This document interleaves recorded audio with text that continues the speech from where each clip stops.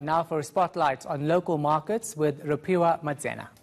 Shahan. So black professionals do not participate meaningfully in the financial services value chain. Now this is despite there be around 9 trillion rand of assets under management in the country. To talk about this and investor trends in the current climate in South Africa, I'm now joined by Mzwakhe Nhlanhla, who's the CEO at Kumo Securities. Nhlanhla, many thanks for your time this evening. I think let's perhaps start by painting a picture of the landscape. Why is it so difficult for black professionals to get into the financial services industry? Okay, thanks a lot for the opportunity, my sister. So, if you look, for example, in the last 25 years or so, what has been most notable is that the key barrier to entry in the financial services or the financial markets has been largely the capital that you actually need to set up your business, but more importantly or more specifically for stockbrokers is what is called the capital adequacy, which is a requirement really by the JSE. So you need to have that in place within your company. Largely that this is cash that sits on your bank, basically just to allow you to trade as much as you need to be. So that's one aspect. And the other aspect is like legacy issues. The industry has traditionally been known as a boys' club, and obviously it's been exclusive. Now, stockbrokers tend to play a key role because they are a conduit to financial markets or capital raising. So if you look at the industry generally, if you look at the 9 trillion rand that you've mentioned now, it's quite a big industry. Right. So we have to participate in the value chain and actually open it up for all the other participants. Right now it's dominated by the big banks, big balance sheet and all those things. Right. I mean, one of the arguments that have been made is an issue of a lack of skills when it comes to entering the market. Is this an issue that you've come across, and could it be one of those barriers? No, not necessarily. I mean, the industry maybe has a challenge, or traditionally has had a challenge of retaining people within the industry because of the nature of exclusivity that has been embedded.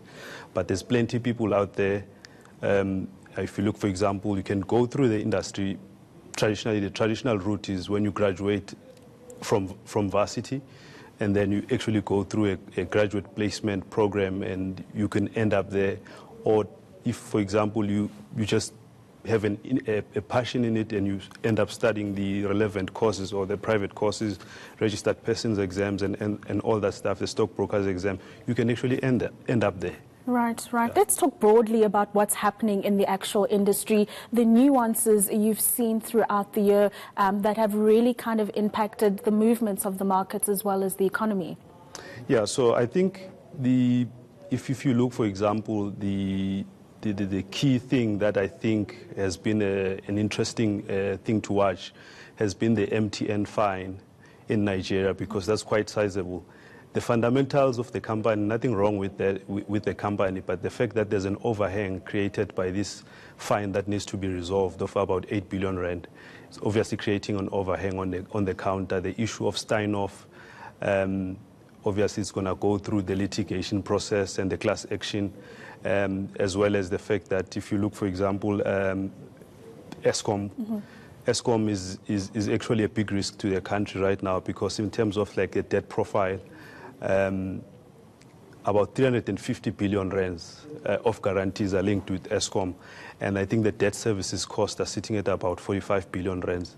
So Eskom cannot afford to default in any way, because all of us would be worse off if it does. Yeah, and I mean, what has this done to capital flows? Are we seeing inflows, outflows? I mean, where are investors putting their money based on all these nuances that you've mentioned? I mean, are we still seeing a risk-on or a risk-off appetite? Yeah, I think what you've noted, for example, today was the fact that, for example, the G20 meeting is having an effect on what is happening in the markets across the globe. The big meeting between between Trump and Xi Jinping over the weekend. So you saw that the JSE was under pressure for most of the day today, and then when the results of Naspers came, it actually it sank a bit lower again. Quite a bit. Quite a bit. So down about 1,000 points on the all-share index. So things like that are still pretty much visible. But what was interesting, and this is public knowledge because I picked it up on the Business Day, is that when we see that MTN, for example, is under pressure, the biggest pension manager in the continent is actually buying more MTNs. Really? Yeah. Very interesting. Very briefly, just a final note from you as we talk about people, what are they buying? Some of the most popular assets or sectors that investors are plowing their money into. Yeah, look, I think if you look at the financial services, they've been under pressure because I think Fitch came out with something today regarding the fact that there's no growth, and then the issue of confidence in the sector. But I think that if you look, for example, with the entrance of banks, you just have to nibble there and see where you can find value.